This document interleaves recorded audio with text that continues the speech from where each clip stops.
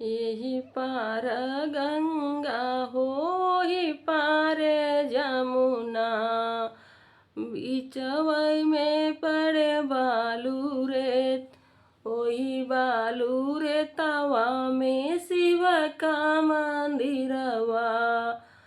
शिव पूजन हम जब शिवय मैं पूजी के हो घर के लावटली, हमारे बढ़िया धैले ठाड़ ऐसन आशीष तू दिया मोरी अम्मा।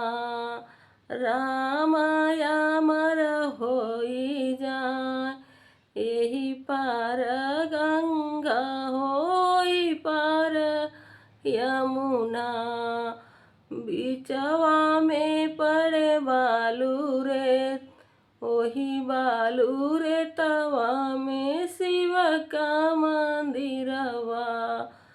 शिव पूजन हम जब शिव मैं पूजी के हो घर के लावटली, चाची रे बढ़िया धैले ठाड़ ऐसन आशीष तू दिया मोरी चाची।